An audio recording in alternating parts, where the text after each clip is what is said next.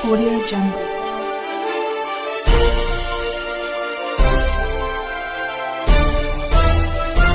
Audio Jungle. दोस्तों नमस्कार। एक दिन बाद देश के प्रधानमंत्री का शपथ समारोह आयोजन होगा। संडे के दिन तीसरी बार नरेंद्र मोदी जी देश के प्रधानमंत्री पद की शपथ लेने जा रहे हैं। हाँ, ये बात गर्व की हो सकती है उनके लिए कि नेहरू जी के बाद लगभग 50 साल बाद देश के प्रधानमंत्री को तीसरी बार पद संभालने का मौका मिला और वो मौका भारतीय जनता पार्टी की सरकार, एनडीए की सरकार ने नरेंद्र मोदी के हिस्से में ये सौभाग्य आया है।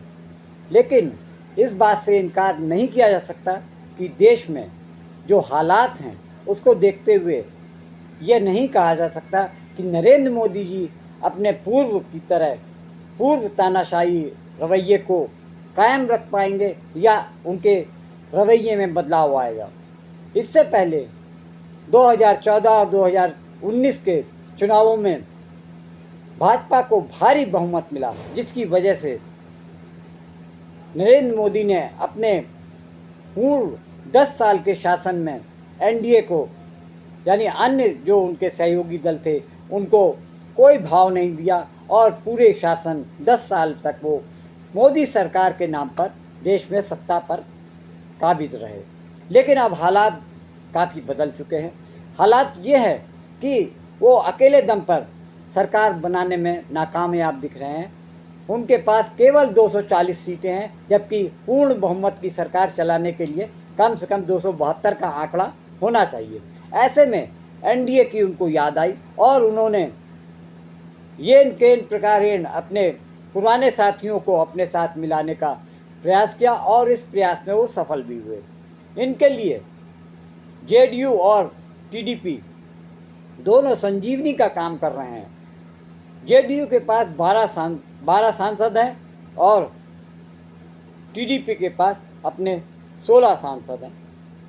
इससे आप अंदाज लगा सकते हैं कि मोदी सरकार के लिए ये दोनों दल कितने अहम हैं। लेकिन दूसरी तरफ आपको ये भी जानना होगा कि दोनों ही दल पूर्व में एनडीए के साथ रह चुके हैं और उनका जो पुराना अनुभव रहा है वो बहुत अच्छा सुखद अनुभव नहीं है। 2014 में जब एनडीए में टीडीपी के सुप्रीमो चंद्रबाबू नायडू शामिल हुए और उन्होंने सत्ता में भी भाग लिया और 2019 के चुनाव के ठीक पहले प्रधानमंत्री नरेंद्र मोदी के साथ उनकी अनबन हुई और उन्होंने सत्ता से अपना समर्थन वापस लिया।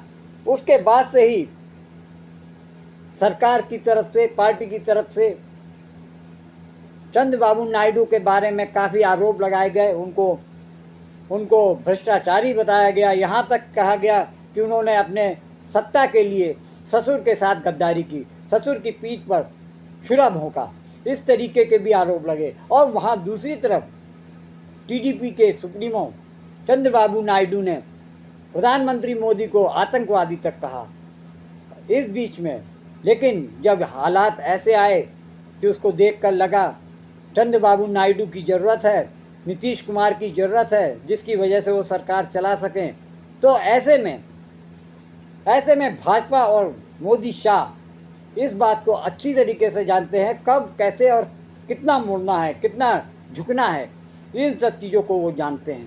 ठीक इसी मुद्दे पर कायम रहकर उन्होंने चंद्रबाबू नायडू के साथ में अपना दोस्ती का हाथ बढ़ाया और चंद्रबाबू नायडू ने भी मौके की नज़ाकत देखते हुए प्रधानमंत्री मोदी को अपना सहयोग और समर्थन दिया। लेकिन लोग ये भूल जाते हैं कि अभी जब टीडीपी के सुप्रीमो चंद्रबाबू नायडू के ऊपर ईडी का छापा पड़ा तो यही चंद्रबाबू नायडू थे जो फूट फूट कर रोते थे और कहते थे कि हमारे परिवार की औरतों के ऊपर भी भाजपा और मोदी सरकार जुल्म ढा रही है।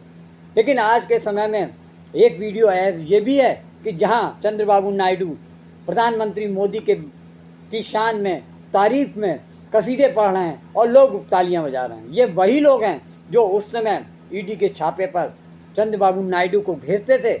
आज वही चंद्रबाबू नायडू हैं प्रधानमंत्री मोदी और शाह की नाक के बाल बने हुए हैं, जिनकी वजह से उनके तीसरी बार सरकार बनने का सपना पूरा हो रहा है। इस तरीके से ये देखा जाता है कि आज की राजनीति मौका परस्ती की राजनीति है। ये कहा जा सकता है कि आप हमारे काम आइए, हम आपके काम आएंगे, यानी देश और जनता से किसी को कोई सरोकार नहीं है।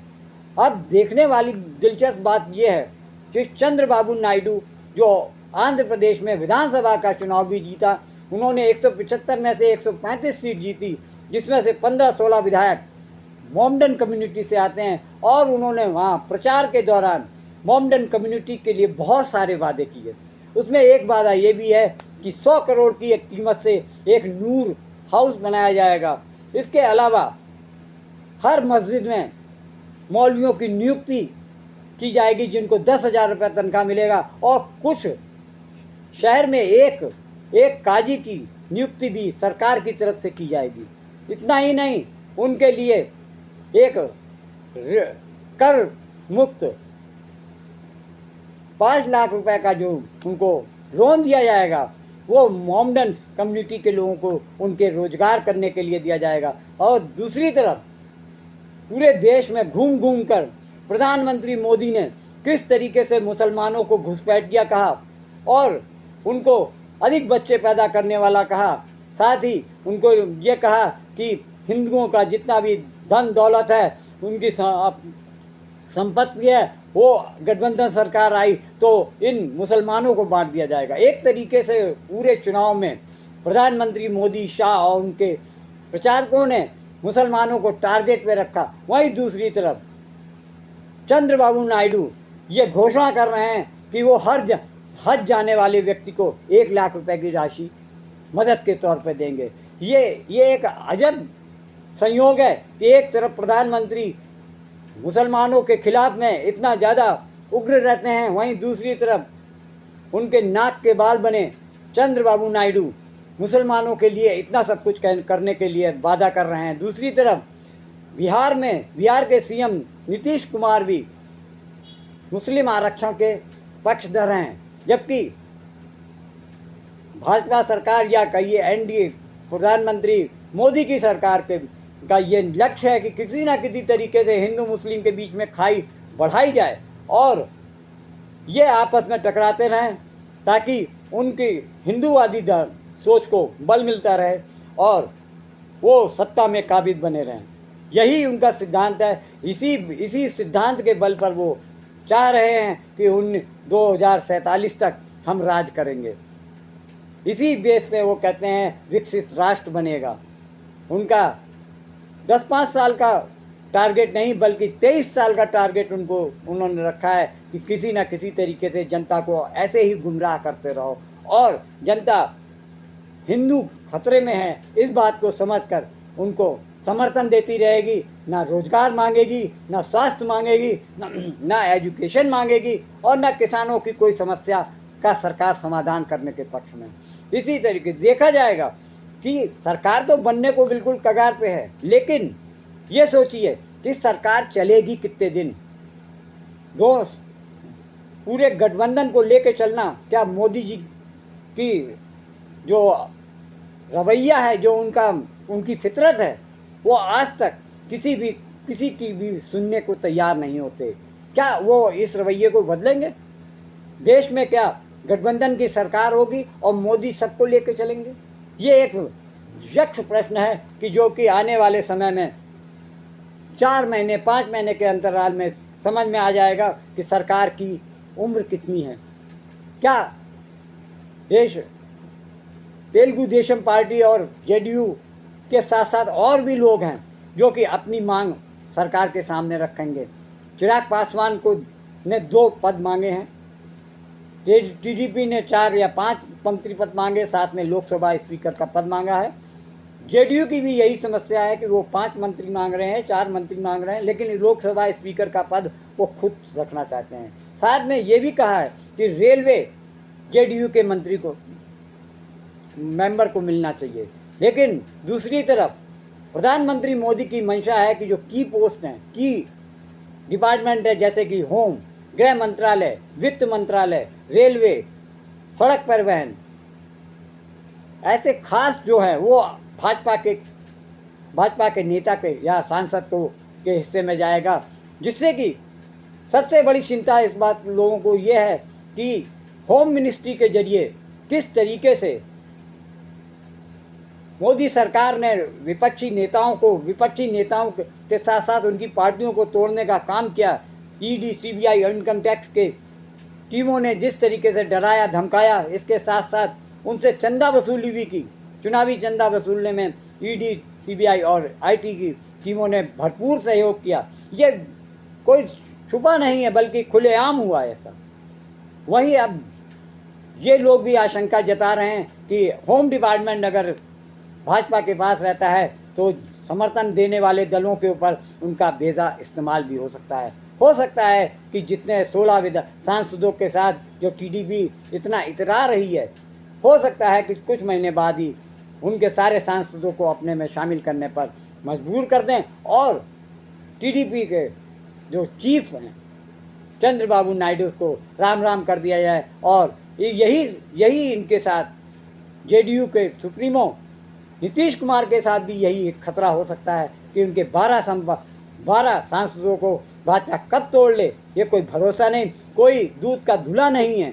ये कहा जा सकता है कि ना तो नीतीश कुमार इतने सीधे हैं और ना ही प्रधानमंत्री मोदी और शाह राजनीति करने में बहुत ही ज़्यादा पारंगत हैं। वो ये नहीं सोचते कि ये हमारे एनडीए का घटक दल है, लेकिन इससे पहले भी घटक दलों के साथ में ये ऐसा कर चुके हैं। इसका जीता जागता नमूना महाराष्ट्र में देखा जा सकता है कि किस तरीके से उन्होंने शिवसेना को तोड़ा और एनसीपी को तोड़ा। बिहार में भी एक चाल उन्होंने नीतीश कुमार के साथ में चली थी, लेकिन वो सफल नहीं हो सकी। लेकिन दूसरी पार्टी के साथ उनकी चाल सफल हो गई। जैसे कि रामविलास पासवान, जो कि केंद्रीय मंत्री थे, प्रधानमंत्री मोदी के कैबिनेट में थे, उनकी पार्टी को तोड़ने में भी प्रधानमंत्री मोदी और शाह ने कोई कसर नहीं छोड़ी और चाचा भतीजे को लड़ाकर आपस में उनकी पार्टी के दो फाड़ किए।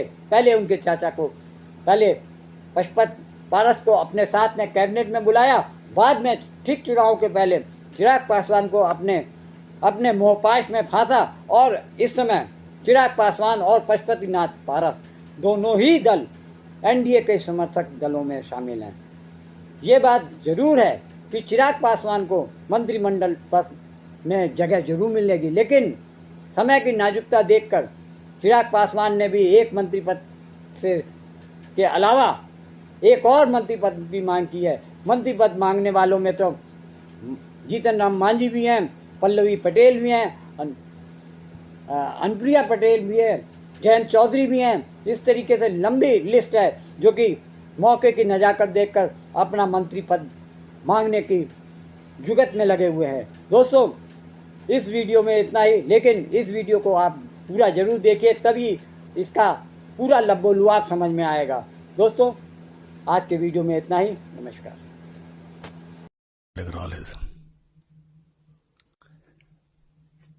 ఒక్కొక్కసారి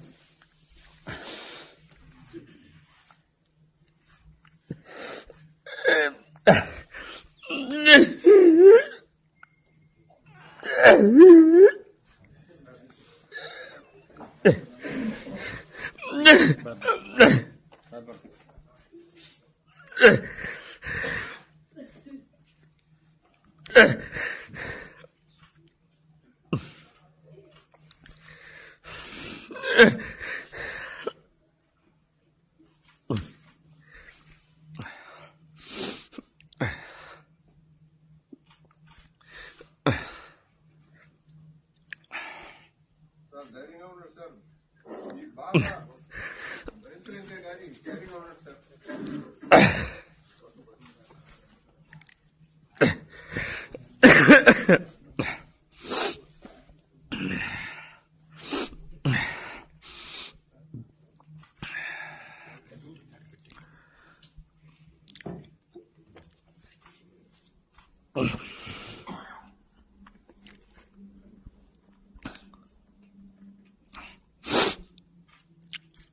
ఆవిడెప్పుడు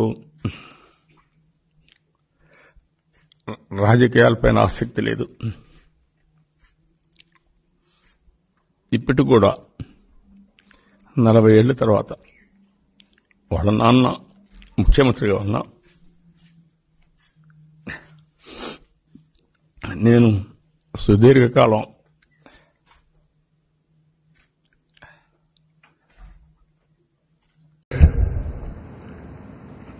I have seen so many governments. We are a very, very inspiring time. Anything you wanted to achieve, if you visualize, it can be done.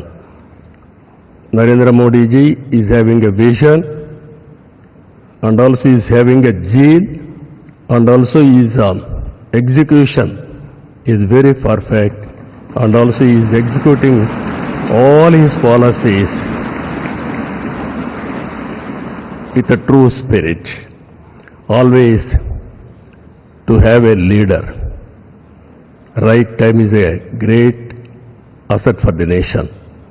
Today, India is having a right leader, right time. That is Narendra Modi.